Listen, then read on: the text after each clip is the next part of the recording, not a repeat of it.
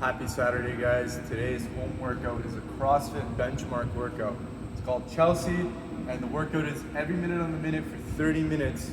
You're gonna be doing 5 pull-ups, 10 push-ups, 15 air squats. All this work in that 1 minute, and you're going for 30 rounds total.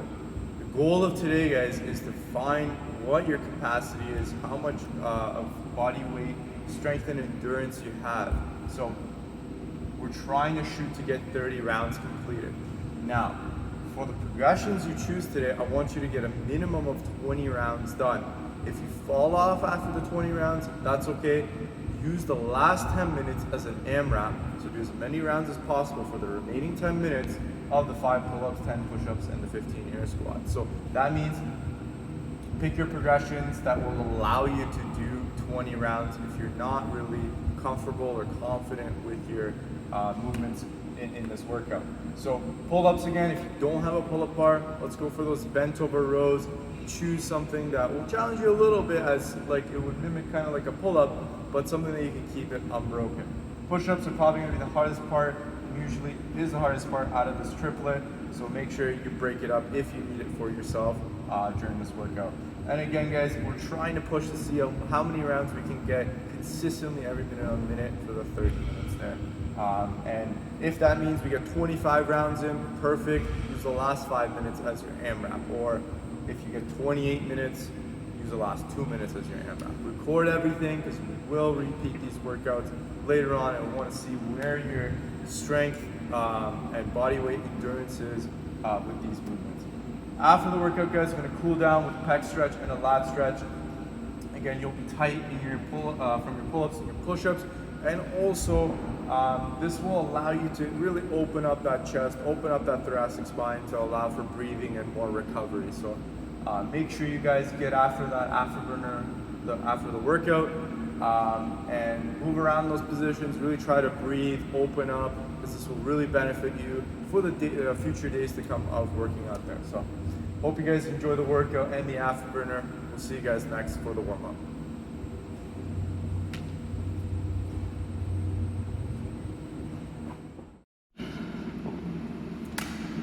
Okay, let's get ready to warm up here. Today's warm-up is an AMRAP 6. So we're moving for 6 minutes.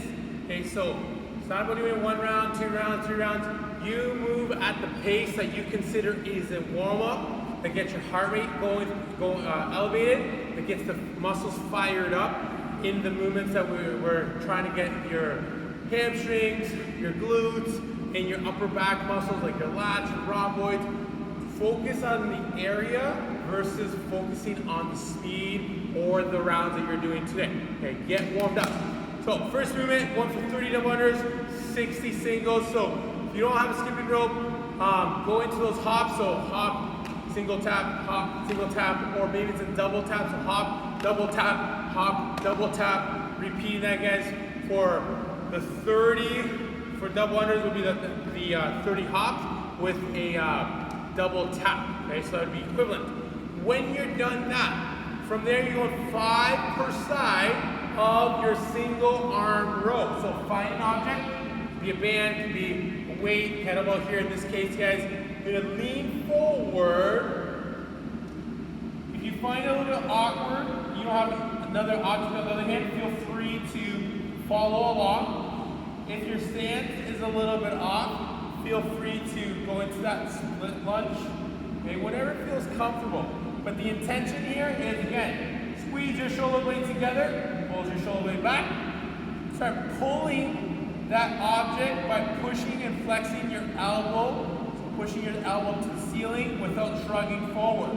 Okay, so shoulder blade back, flex your elbow, squeeze your armpit, right between your arm and your rib, guys. Keep that muscle nice and active, extend that arm, retract, row. Again, going for 5 before you switch sides. After that, then you're going for 5 as well on both sides, your Bulgarian squat. To find an object that you can step back onto that is elevated. I'm choosing a smaller object because I know some of you guys may not have a taller object, but if possible, maybe it's the couch, maybe it's a chair. Picking a higher object to allow you to get into your hip flexion a little bit better. slower object, you just need to get longer, okay? From there, you're gonna go down, think about, you need to go straight to the floor, okay? Squeeze your butt to get that quad stretched out, then drive through your heel to activate your hamstrings. At all times, guys, think about keeping your glutes nice and active so your pelvis is in a neutral position versus in this tilted position. So glutes tight, core tight, as you're doing your Bulgarian squat, going for, again, 5 on both sides where you're trying to really fire up hamstrings and your glutes while keeping that core and hips in control, okay? Gonna go for 6 minutes, get warmed up, hopefully that gets the heart rate going for you. Start off with a bent over row. So in that bent over row, feet are hip width apart, knees are perpendicular, don't round your back, so flat back, feeling tight, maybe you're up a little bit more, that's fine. If possible, drop down. From here, guys, you're gonna row that bar, in my case, as close as you can to the body. So if I had a single object, I'm still thinking about nice and tight with my elbows, not to the body, but the back, to allow me to mimic that tight bar path that I can get with a PC pipe or bar. With the push-ups here, guys, again, let's try and keep that nice tight hollow body, stay nice and straight the entire time. So with that said, let's not sag those hips, keep that butt tight, and then we're curling in that rib cage, keeping the abs tight. For the push-up here, I like to keep those elbow pits, or the inside elbow pits facing out in front of me. So I don't want them to face inwards. I like to keep them facing out in front, so that when I break at the elbows, I'm keeping my elbows already nice and tight to my body. So that's a good cue for yourself, especially also when you're coming up, you want to think about pointing those elbow pits back out again. So you guys can do your push-ups off those toes. You guys can do a push-up where you come down and then rock back up from the knees, then to the toes. It's kind of like a kipping push-up there. That's totally fine, as long as you're keeping that core nice and tight. Last thing, you can also try going off those knees. Just one error I see sometimes with these knee push-ups, guys, is that we keep our hips bent and then come down and push up like this. I want you to keep yourself nice and straight. So from your knees to your shoulders should be one straight line, come all the way down, and then back up again. Going into those air squats next. So air squats here, guys. Big thing, keep that chest tall. I like to kind of keep my hands out in front of me so that when I'm getting tired, I'm not looking down as I'm squatting. So I know some of you, when you get tired, hands kind of flop to the sides or in front of you and you're looking down.